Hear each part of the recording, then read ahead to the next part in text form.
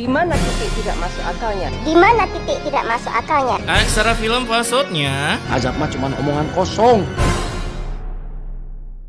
Hai guys, kali ini gue akan memberi kalian asupan bergizi untuk mata kalian agar semakin mendekatkan diri dengan babang-babang penjual kacamata optik. Ini apa cuy? Mau dibilang harimau juga bukan? Imut kali. Oke, tanpa berlama-lama lagi, mari kita gaskan. Film ini dimulai dengan adegan mama yang kepalanya kena kutukan akibat kebanyakan menggosok daki-daki kematian di baju milik customernya karena kebetulan membuka usaha laundry keliling. Hasil takut builder laundrynya wasted, ia pun langsung dipulangkan. Namun ketika sampai di rumah bukannya beristirahat melainkan mendapatkan tutur dari dua begundal pasangan suami istri ini, ia panggil aja Tari dan Yuda, karena melihat emaknya begitu loyo dan tidak mau bekerja. Kayaknya darah tinggi ibu kumat, nak. Kepala ibu kan pusing. Ini pasti alasan nih. Mau males-malesan kan di rumah? Gue heran, kenapa setiap film azab suami istri pasti ngandelin emaknya buat kerja cuy. Apa ini mencerminkan betapa susahnya dapat kerjaan di Wakanda ya? Oh jelas, Gen Z aja banyak yang nganggur. Kala itu Yuda pun langsung mengambil cuan emaknya dari hasil menggosok daki-daki kematian di baju customer, dimana setelah menilap uang ia langsung mentransfer emaknya untuk berangkat kerja lagi sampai menerima kritikan pedas dari para minion. Nggak tahu malu banget, udah berumah tangga masih aja ngandelin ibunya sendiri. Cocok banget ini bagi para makhluk Wakanda yang bagian tubuh lengkap, masih aja jadi beban keluarga. Cueks. Mendengar itu, mereka yang memang tebal kuping dan tebal muka langsung menyeret Sima untuk kembali bekerja. Karena kata Yuda di jalan, ia jadi pengangguran akibat ulah emaknya. Nganggur kok nyalahin orang? Nyalahin niat lah. Ya Allah. Pak, ibu nggak sekolahin saya tinggi-tinggi. Kalau kerjaan biasa-biasa aja, males. Inilah penyebab pengangguran di Wakanda semakin banyak. Maunya kerja kayak para petinggi yang kalau lagi rapat tidur cuy. Dari kejauhan datanglah anak si Yuda yang baru aja bolos sekolah karena menurut beberapa orang sekolah itu nggak penting, orang dalam jauh lebih penting. Dimana melihat neneknya dijolimi oleh bapaknya, si kids ini pun memiliki cita-cita ketika sudah lulus SMA akan nyalon dan mensejahterakan neneknya, itu pun jika menang. Gue kepo, kira-kira kemarin yang masang banner tapi kagak ada visi misi cuman foto doang, menang apa kagak ya? Nah di sisi lain ada sebuah kerumunan para minion yang mengeluh tentang air bersih di kampung mereka. Air bersih di rumah saya kok bisa kecil ya? Masih mending, di rumah saya sama sekali nggak keluar pak. Bukannya nyari solusi malah adu nasib. Kebiasaan para Wakanda, lu mending lah gua. Karena rupanya air bersih di kampung telah disetting agar mengalir ke rumah dua begundal ini yang entah gimana caranya gue nggak tahu, atau mungkin para builder PDAM juga ketar-ketir melihat kepintaran Yuda.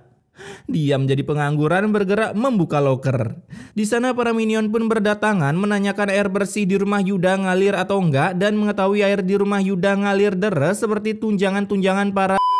Salah satu minion pun menantang Yuda baku hantam. Ayo, ngajakin dulu. Ayo, semua tinju, ayo. Karena merasa kalau air seret akibat ulah Yuda. Pinter kali dia punya akal sehat ya. Bisa kepikiran ke sana. Alhasil saat malam harinya mereka pun harus gagal berjualan air bersih setelah dituduh oleh salah satu minion. Dan saat emaknya pulang dari bekerja menjadi laundry panggilan, Yuda pun mendapatkan sebuah tutorial agar berpenghasilan lebih jauh di atas UMR Nganjuk City.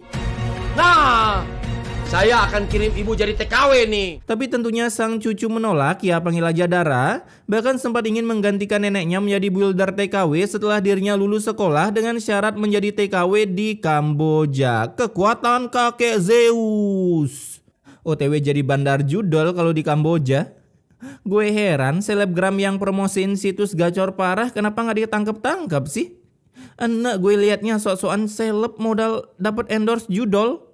Nah keesokan harinya Sima pun kembali disuruh menjadi builder laundry panggilan jika tak mau dikirim jadi admin judol, sampai mendatangkan niat Dara untuk menggantikan peran neneknya daripada wasted.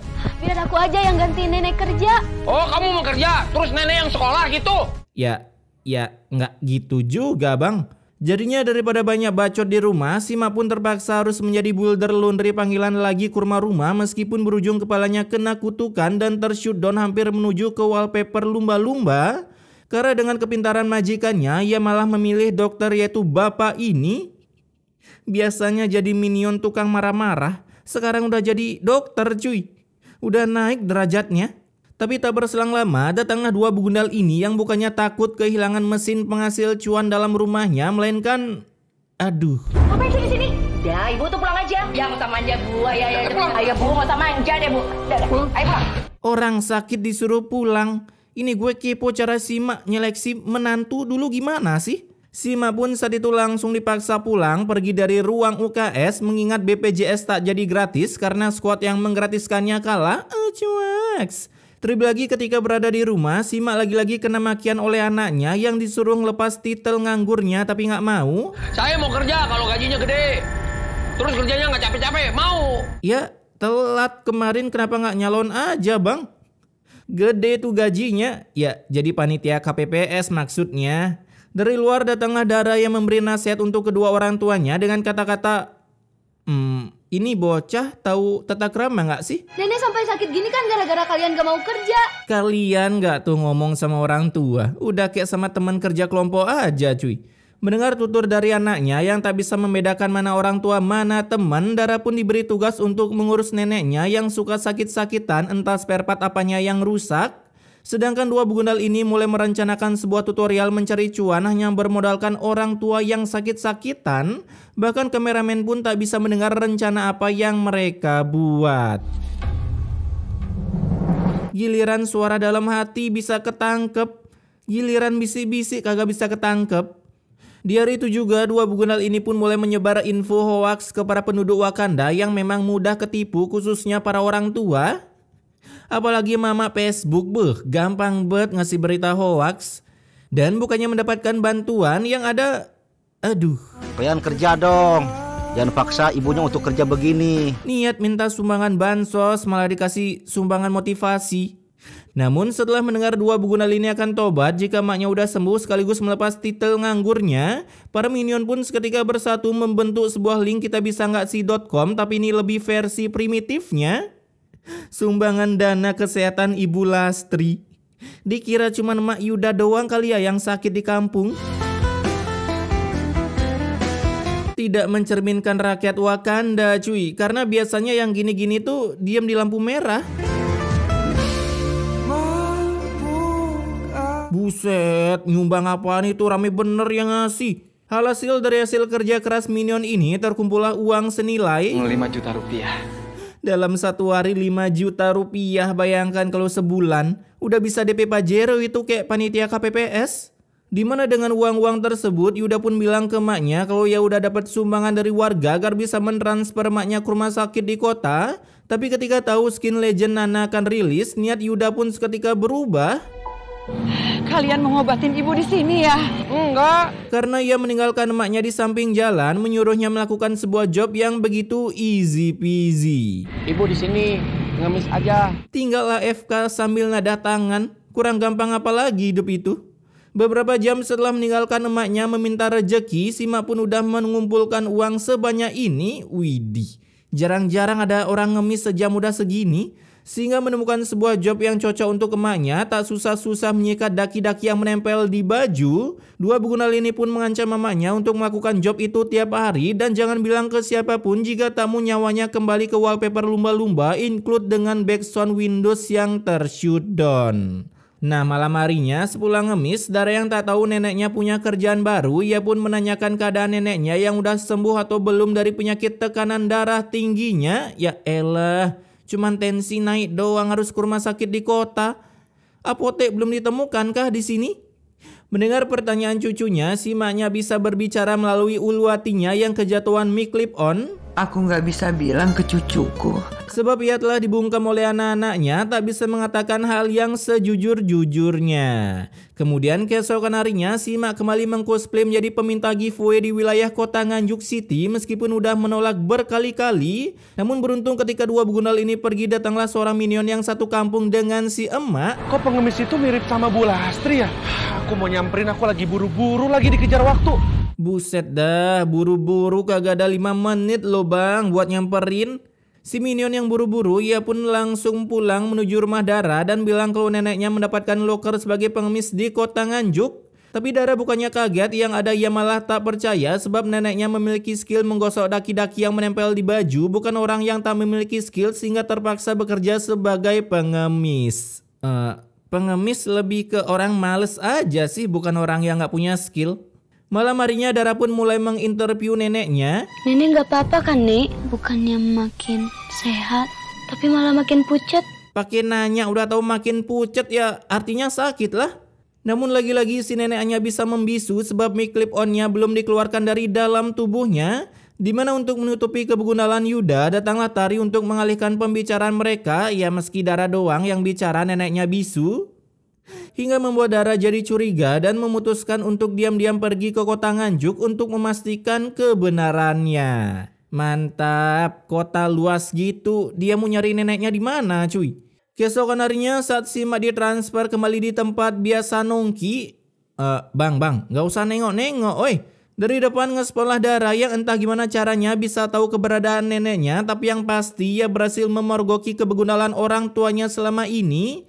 Dan berhasil membawa neneknya pulang kembali ke rumah, resign menjadi peminta giveaway. Kalau zaman sekarang minta giveaway bukan ngemis lagi tapi lewat komen. Gue heran mereka komen gitu ngiranya bakal dikasih apa ya? Nggak tahu aja settingan biar nambah followers. Kala itu saat di perjalanan pulang, Dara yang cangkemnya ember, ia pun bilang kalau uang hasil sumbangan udah dipakai shopping-shopping dan check out Skinana Legend oleh Yuda. Sehingga mendengar itu, dua begunal ini langsung join masuk ke sesi debat untuk mengaktifkan cangkem pendobelannya. Saya aslinya 2 orang, sampai membuat para warga jadi bingung ini yang bener yang mana sih? Buset dah, pakai pingsan segala. Si Mak yang pingsan, ia pun dibawa ke rumah sakit untuk diberi pesan kematian oleh sang dokter ini. Bu Lastri telah meninggal dunia, Pak. Aduh, baru aja mau ngungkapin kasus Yuda, si Mak malah wasted. Akibat si Mak wasted, kebegunalan 2 orang ini pun tak jadi diungkap sebab para minion malah percaya dengan Yuda dan Tina daripada Dara. Saya juga minta maaf, Pak, Bu. Saya sempat nggak percaya sama Bapak dan Ibu. Dia nggak tahu aja kata-kata anak kecil lebih jujur ketimbang orang tua. Cuaks. Nah setelah terdelete-nya si Mak dari kehidupan, mereka bukannya sedih melainkan full senyum karena widih uang dukanya banyak becuy. Karena mendapatkan uang duka yang sangat banyak sampai udah berpikir tahu gini dari dulu aja meninggalnya. Mau belanja pakai uang ini ya? Ini duit mau... Lah, tumben otaknya bener. Biasanya konslet. Dimana katanya Yuda akan membuat usaha yang tidak bisa dicerna melalui logika. Kan bisa usaha yang gak capek, tapi bisa bikin kaya. Melawan prinsip wirausaha sini. Dan di hari itu juga saat Yuda sedang healing, ia pun melihat seorang hayam maling yang lagi ngemaling HP di rumah seorang minion. Sehingga muncullah ide usaha dari otak kecil Yuda dengan bekerja sama dengan para maling. Kamu mencuri ya? Udah ngaku aja mencuri ya. HP kamu ini jual aja sama saya aja, gimana? Pinter, si maling kerja, Yuda tinggal nampung barang curiannya buat dijual. Semudah itu cuy buka usaha. Setelah deal dengan konsep usaha yang akan dibuat oleh Yuda, beberapa harinya lagi ia pun membangun sebuah counter HP dan menjual HP-HP hasil curian di sana dengan embel-embel kualitas sosialita harga BPJS hingga membuat para minion di sana berkata, "Wah, murah banget." Lihat dulu aplikasinya banyak itu. Lihat dulu aplikasinya banyak itu.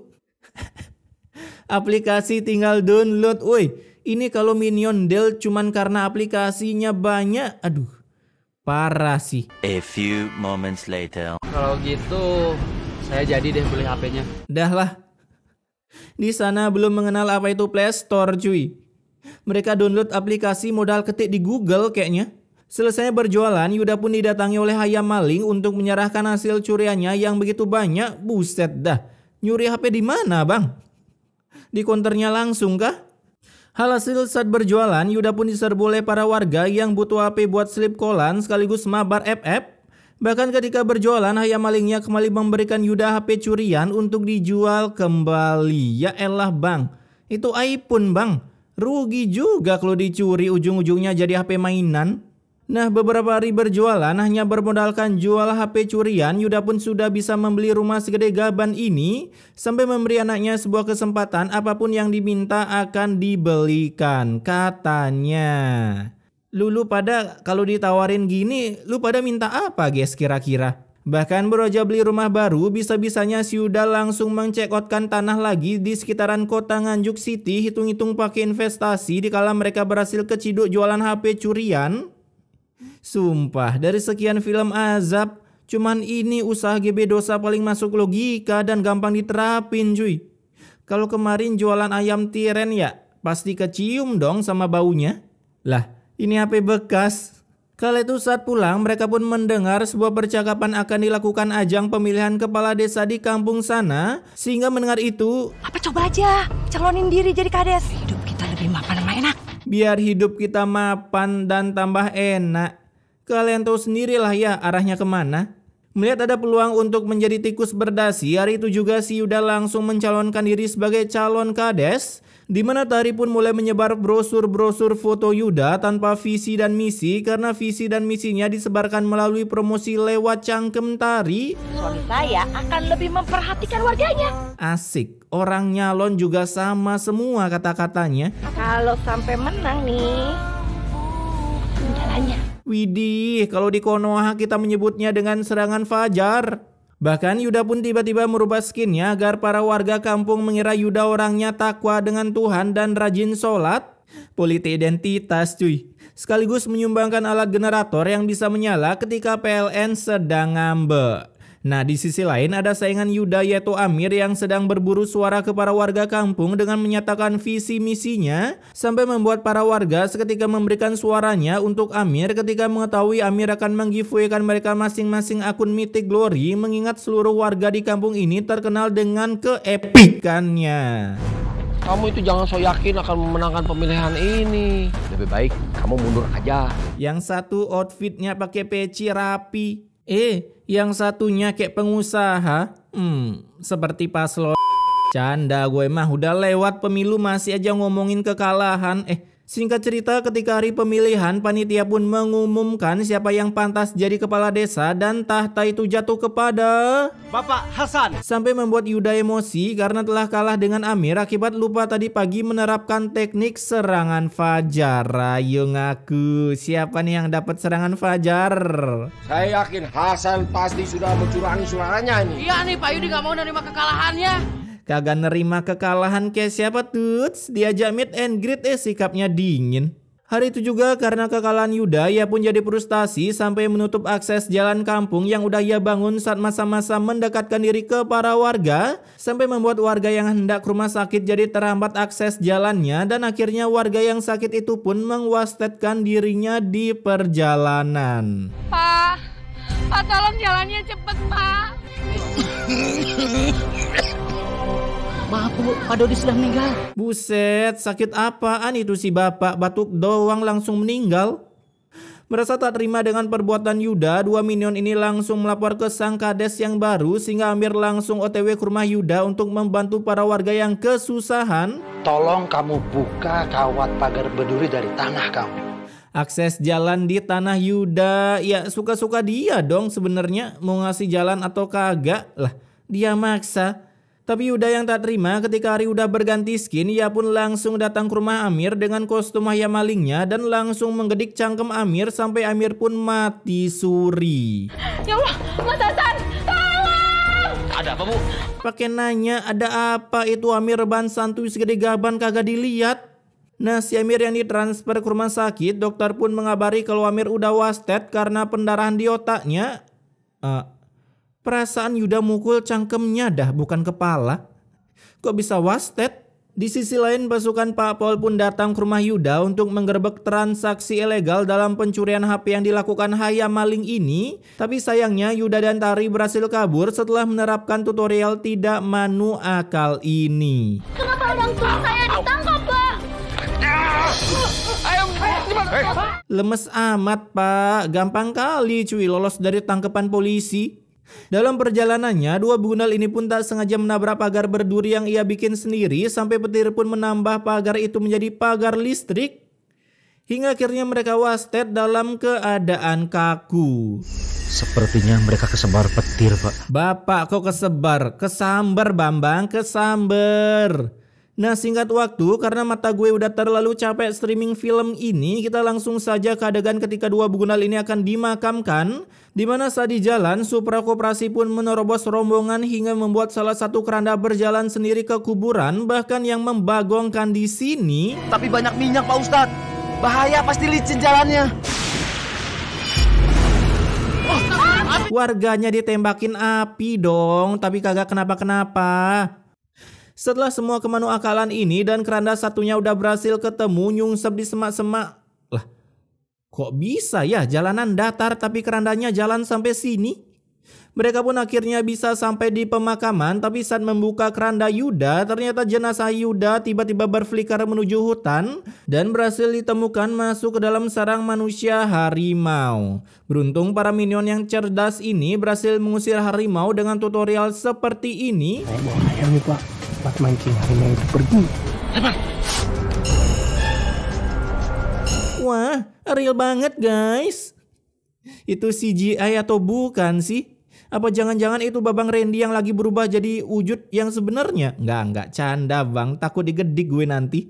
Diajakin naik ke atas ring, sehingga mereka pun bisa kembali ke pemakaman dan mengubur Yuda bersamaan dengan Tari, yang kemudian film ini pun ditutup dengan sebuah efek ciptaan sang editor berkelas yaitu Ulti Eudora. Masa iya petir nembak dari atas ke tanah? Orang-orang di sana kagak kenapa-kenapa, woi. Sangat masuk akal sekali ya. Oke, pesan immortality-nya di sini terkadang membuka usaha dengan cara curang memang bagus untuk di awal, tapi tentunya hal tersebut tak akan langgeng sebab apapun yang instan tak selamanya bisa bertahan lama sih. Tapi intinya kerja sampai tipes.